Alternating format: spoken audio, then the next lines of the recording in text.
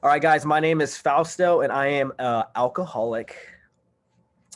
And let's see. So I always like to put myself out there, and like I struggle with social anxiety. Before my shares, I try to think about what I'm going to share. But when I do that, then I forget what I'm going to share when I share it. And then once I'm done sharing, I want to raise my hand again and double dip because I had some better stuff I should have said. And that's my way of thinking, like just throughout anything. I remember when I first came into the rooms, I would make up stories. I was like, wait, I gotta like hype this up. How do I do this? And like, because I was so used to just being like this people pleaser, know it all, and I cared what people thought about me. So I just wanted to be liked. And that was something I developed when I was young. So I saw that in my recovery in the beginning, but it's something that I work on. So I'm going to be completely honest with my share. Maybe. Right? So for me growing up, I grew up in Orange County, California, and just typical mom, dad in an apartment complex. We didn't come from money, and I was always like outside playing. And so I remember my first experience of like trauma for me was when I was about 7 years old. And the older kids at the apartment complex that I wanted to fit in with so bad, they would bully me. And so we were in this game room one day, and all the kids left besides one kid, this older kid. And that was the first time I experienced being sexually abused. And at the time, it really didn't like, I couldn't comprehend it. To me, it was like, I'm accepted, I'm understood, I'm seen, maybe they won't pick on me anymore. So I was kind of like proud about it. I didn't see it as trauma. I didn't see it as a problem. I didn't say nothing. So obviously it wasn't something that bothered me. And the part that screwed me up about it was once that happened, the kid was still picking on me when everybody was there, right? So it was like this. I was getting missed messages of like what was happening, and so it built shame, it built fear, and it built guilt. But what it also did was it over sexualized me. So I started experimenting with a boy neighbor, and then again, fear, shame, and guilt got brought on that. Like, if they find out, what does this mean? And then it happened with with somebody else, and same concept. What happens if they find out? What does this mean? So it's just constant fear, shame, and guilt. And I learned to cope with that by being that know-it-all, people pleaser, the funny guy, um, exaggerating, creating all these stories because I was trying to figure out like this formula of like how to not feel vulnerability, because when I was vulnerable, I would get hurt. And if people knew the real me, they would reject me. And rejection was what I did not want. And so I carried that persona. And I mean, I dressed a certain way to fit in. I listened to music that I didn't even like, but I just wanted to fit in. I would do all these dares and jump off buildings and do these like crazy skateboard stunts just to be liked.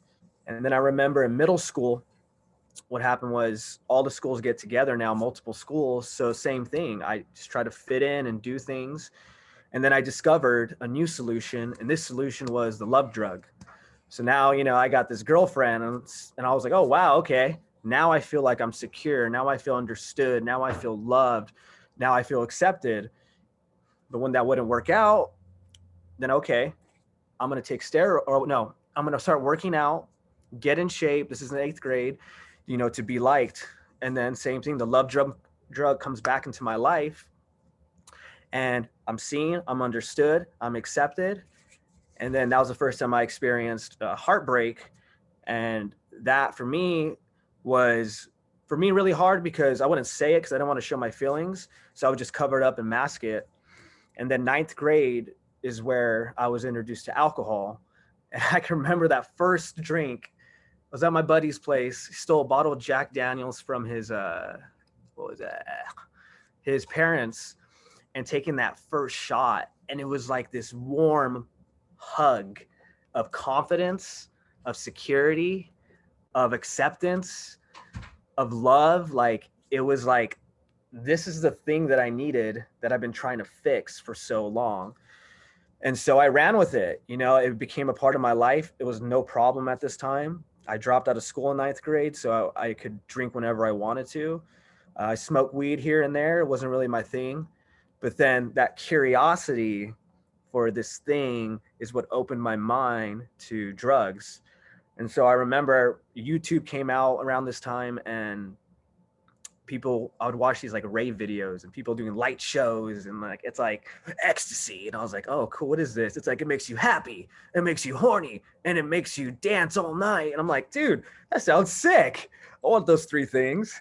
So sure enough, it was manifested because somebody I knew was like, hey, I got ecstasy. And I was like, dude, that's that shit I've been watching. And so got into ecstasy, doing that all the time. We left Orange County because we got kicked out for no reason, went to LA County to live with my family members. And I always looked up to male figures. So my cousin that was older than me, I wanted to fit in. So I did whatever he did. And I got into cocaine. And then I got into meth at 14 years old. And when I got into meth, same thing. It was just like, whoa, I feel like Superman. Like, this is rad. This is incredible.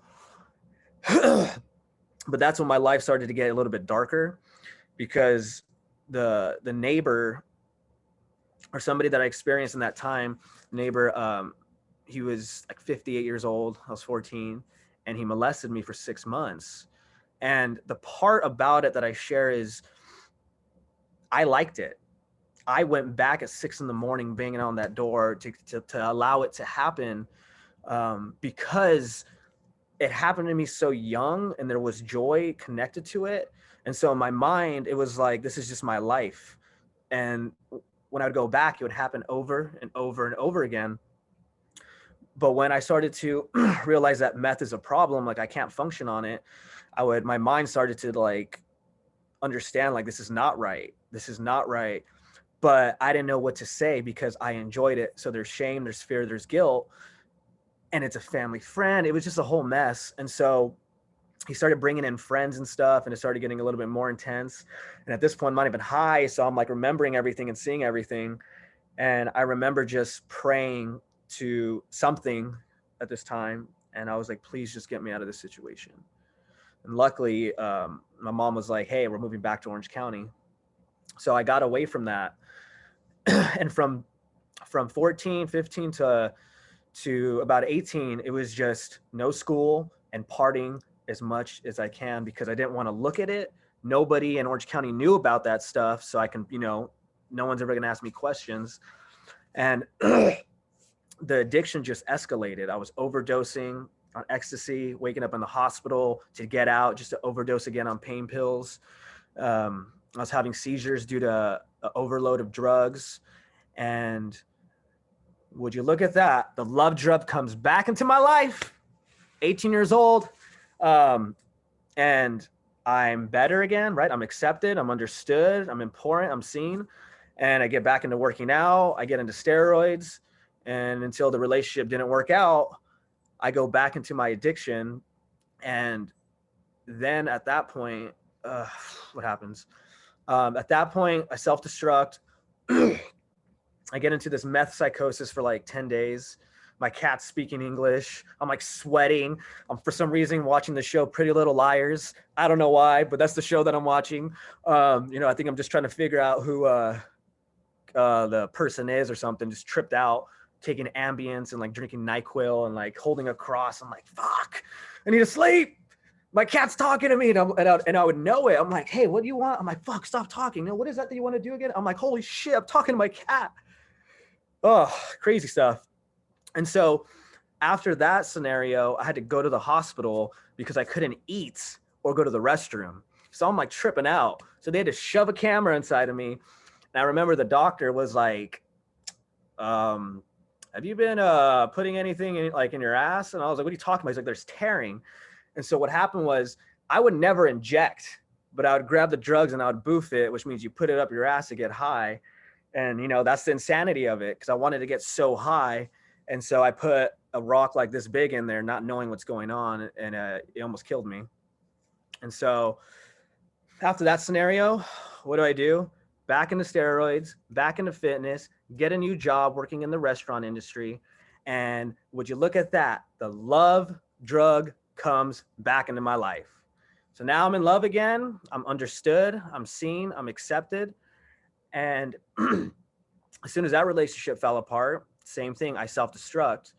And this is something I'm going to share, what you guys probably already know, but I sound like I'm codependent. I don't know if you guys are codependent, but I'm pretty sure that's what all these patterns are, is the codependency.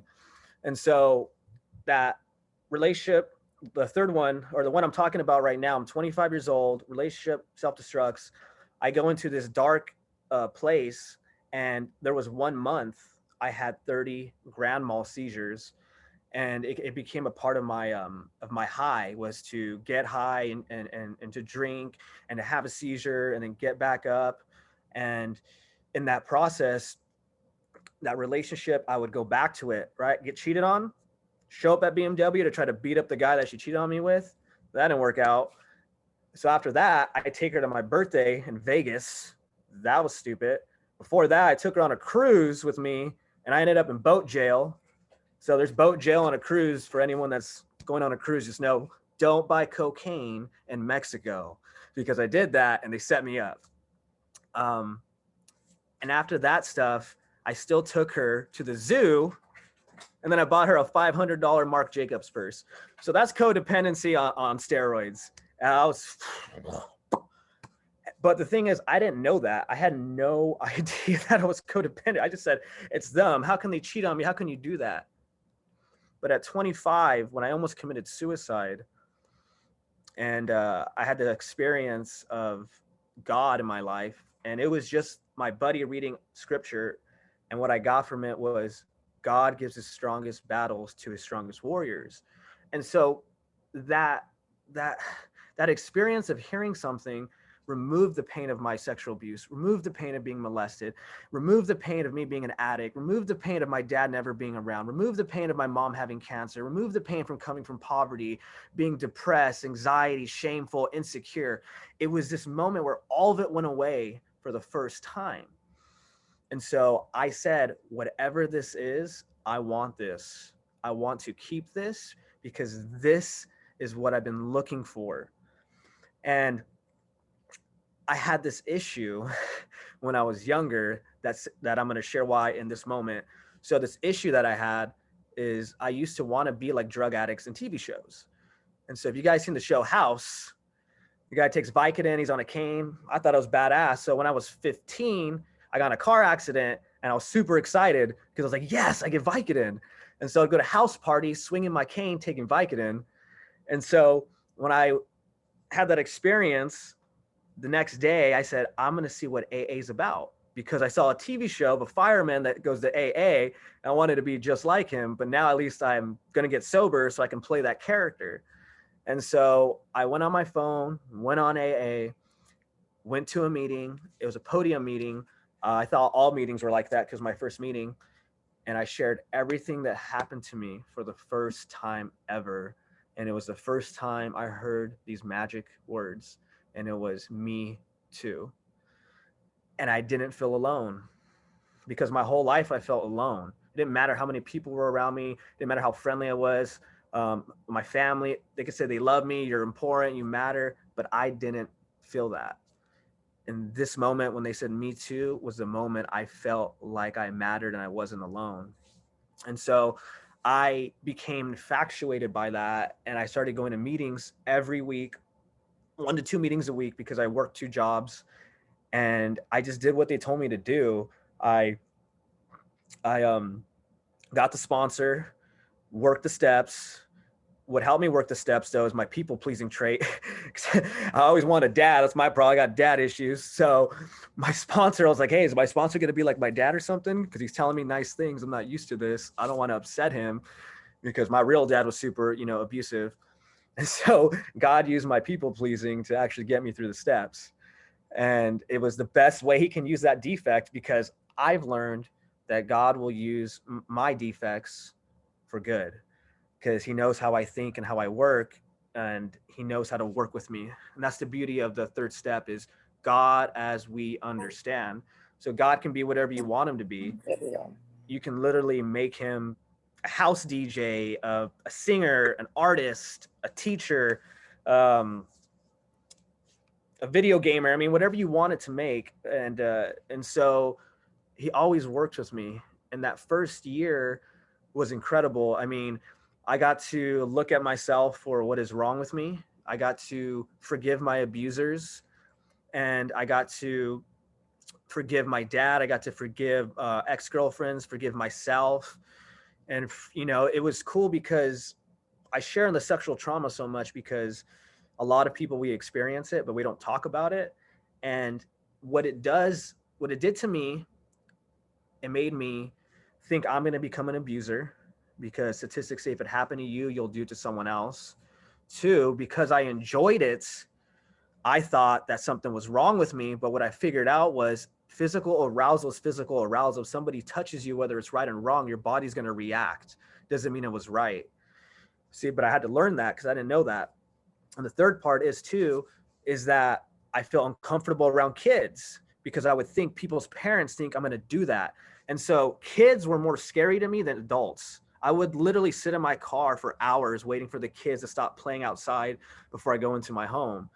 And these are the things I was living with. And so I share it in case anyone else is like that too, because it's a normal thing that we experience when we go through that. And being able to normalize that and have a safe place to talk about that, it removes the power from it, because what we don't share, we're going to wear, and it's going to wear us down. And the fourth step, when I wrote that, what happened in detail and shared it with somebody, I got to see that when it says, what's my part in it, right? I don't have a part in it. The only part I did have in it, though, is that I have a resentment. I got to let that go. So how did I let that go? Well, I had to tap into this place in my mind and my heart and create a story to it. I had to tell myself, this happened for me, not to me. And that could sound crazy from a worldly perspective, but from a spiritual perspective, I said, this is a part of my story. I was able to survive it in order to help other survivors learn how to accept it, how to forgive, and how to live with it, because it becomes a superpower. Because I can understand people's pain who've been abused sexually. And every time I help somebody with it, it reminds me that that perspective is true. And that's the beauty of that fourth step. It helps you look at things so differently. And the reality is, what I've learned, usually people hurt people. So I got to tell myself, he was probably abused like insane in his life and he didn't get help. I understand that because I know how it makes you think, but I got the help. And so it helped me forgive the abuser, forgiven my father through that stuff for being abusive and stuff, because I learned he's just like me, just never got help. So I would want someone to forgive me for what I've done. So I've forgiven him. And that first year was just incredible. I felt like I had purpose. I felt like I had meaning. I traveled to different states, put all my stuff on Instagram because I'm all about transparency. I don't want to hide anymore. I've been hiding for 25 years. And my sponsor told me he was worried about me because when I got my 1 year sober, I had dozens of people show up and all these different buses and stuff and vans. I got up there, shared, said, I'm going to change recovery for everybody. This is my meeting. I'm going to do this, this, and that. I was like, yeah, peace out, photo shoot now. And I was just like, my sponsor was like, you know what? I thought you were going to relapse because you had the biggest spiritual ego out there. And I found that out because in my second year was hell. My pink cloud was a year. So I guess my higher power was like, Fausto, you're so full of yourself. I need to give you a year of a pink cloud to make it through. And so the second year, if you guys have heard of it, we call it the terrible twos. Just like kids, right? Terrible twos. When you do anything, terrible twos. Relationship, you'll know if it's going to work if you get past that second year. And it's like, I was depressed. I was obsessed. I was confused. I was angry. I was sad. Every emotion possible that I wasn't used to, that I've been coping with for so long, started to come up. And what I learned was when we live a life of suppression, it turns into aggression. On the other side of aggression is depression. And what I needed to do was to let it rise up for it to rise out. And once I understood that, because I found a book called The Second Year of Sobriety and it talked about it, it allowed me to be like, okay, this is a part of the process. I'm not doing nothing wrong. It's going to pass. And just knowing that it's going to pass and seeing it somewhere allowed me to get through it, because I wanted to commit suicide that year. You know, a job, I got laid off by a job. I went to another job and I hated it. Went to another job, hated it. And then I was contemplating life because I dropped out of school. I'm not smart academically. I've been bartending and DJing my whole life. So when I got into working in treatment and recovery, I was like, shit, I need a degree if I want to make more money, do this stuff. And I was like, I got to go to college. I don't want to go and waste my time. I've dropped out like 4 times. And so I got to this place of desperation and I signed up for college. Didn't know what the hell I was getting myself into. Went to one more interview for treatment. I was already over it at this point. I took my job back at the bowling alley / club. I was going to be a server because I had to like figure something out. And I didn't want to. I was like super mad, but went back to that job because the interview before that treatment, they said, I have no positions for you. So I went, oh, of course. Well, that first day back at that job, I go serving a table. And sure enough, somebody's like, I was talking to somebody, he's drinking Red Bull. And I was like, oh, what are you, sober? He goes, I actually just got out of treatment. I was like, what? My first day back. And this guy now has over 2 years sobriety and he's my sponsee. So, you know, it's just crazy how God of your understanding will work with you. He will have your back because he had my back. And then after that day where I met him on my first day back at work, I learned that if you're specific with what you want, specific, like break it down, your higher power listens better that way. And so the first day after my job, I was driving home. I'm crying in my car. I'm pissed off. I've been taking care of my mom for about 5 years at this point. And I'm just like, dude, God, if you're so real and you said you want to help me and get sober, it's like, I need help financially right now because I have to take care of my mom. I got to take care of my sister. Like, I'm not being selfish. I'm being real. And I really need your help because I don't want to see my family suffer anymore. You know, my mom's had cancer. She got it again when I was sober and there's no help in the family. My dad's not around. And so I got so specific. I said, you know me, you know my heart. This is how much money I need to make a month to take care of them and be okay. I don't care about me. I mean, I wear the same outfit every day. I don't like materialistic stuff. Right now I'm homeless by choice. There's a whole article on me doing it. I don't really care about things. And sure enough, the next day at 6 a.m. in the morning, I get a phone call from that treatment job. And the guy says, so God was speaking to me. There's something special about you. We don't have the position you're looking for, but we'll give you a better position. And it's exactly what I went to school for counseling. I was like, I thought I need a degree. He goes, if 33% of the people in that position have it, you can work under them. So there you go. That got me through that second year. And the third year was COVID. And I know for a lot of people, COVID was a hard year. You know, people, lost jobs. I mean, a lot, right? For me, though, for 300 and okay, about every single day of that 2020, besides the last week, and I'll get to that, was a blessing. For one, I didn't lose my job because I'm not bartending or DJing anymore. So that was a blessing. 2, I got myself a brand new car for the first time. And the guy that I got the car from at the dealership was actually in recovery. So it was tight. He helped me out. So that was a blessing. I moved into the bougie place in Orange County called Irvine, which I felt like super out of place because everyone's driving like Ferraris and Corvettes. And I'm over here with a Honda, just like, hey, look at me. So I was like, dude, this is pretty incredible. Like, I got saved to be able to experience the COVID too, while not stressing out as much. And I was able to be there for others during it. I mean, I was donating money, helping other people out, giving people a place to stay. We had an open center that we would let people come in if they needed prayer or help or just whatever they needed. So it's super cool to be that. And then I remember at the end of the year, I experienced another moment, December 26, 2020, of I'm either going to relapse, kill myself, or I'm going to stay sober. And, you know, the one thing I think a lot of us don't want to experience, and maybe we have, is that uh, is that getting cheated on, right? So I've been cheated on in my addiction. I got into a healthy relationship in my sobriety. I waited 15 months to get into one. You know, I did the whole went celibate in the beginning, tried the early 1 year dating. It lasted about a month or two, got out of it. And so in this healthy relationship that I was in, December 26th, the one and I lived with her, I found out that she was cheating on me. And I remember looking at when I found out, sitting there, deja vu, and I was like, wow, God, like, you're going to do this to me again? You know, this is like my worst nightmare. You know, this is the shit that can take me out. I'm helping people. I'm about God. I baptize people. I got my master's in theology. I'm counseling people. I life coach people. I love my family. I give money. I don't care about things. I'm doing all this stuff for people. Why would you do this to me? Why couldn't it just end? Like, you know, it didn't work out. Cool. That's awesome. Give me that.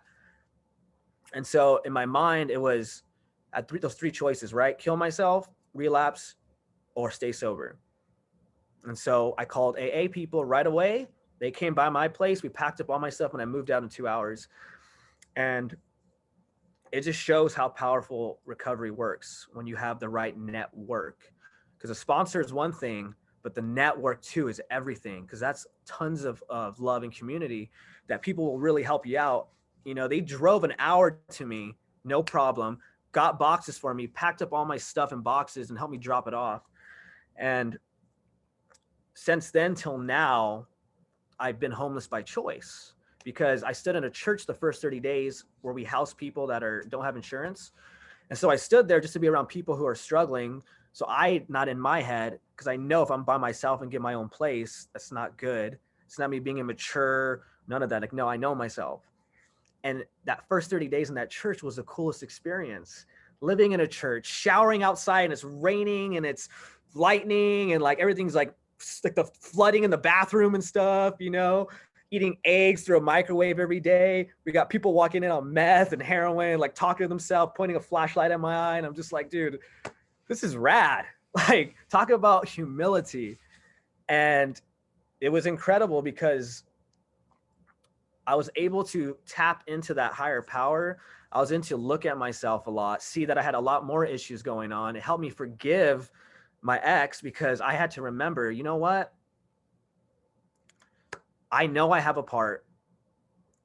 It's not it's not as bad as what it used to be because I didn't do nothing wrong like I used to do. You know, it was no fighting, no arguing. It was healthy, but my part is just it wasn't the right relationship. It just wasn't what it is, and I can't hold a grudge for that. And so it helped me look at that. It put me into therapy. Started doing EMDR therapy, and what that is it's a process where you look at your trauma, you paint a picture of it in your mind, what it would look like, and then you put a negative cognition, which is a thought that connected to it, and you remove it from your brain and you put a healthy childhood in your mind. And it was literally, that's the biggest blessing of my sobriety, I would say, besides getting sober, is EMDR, because I'm not in my head anymore. I can't even get in my head. I'll sit there trying to get in my head and I can't. My social anxiety got so weak. I don't overthink as much. My body doesn't start shaking because I would have fear of authority or fear around kids or fear around people, places, and things. It went away. And so it was so freeing.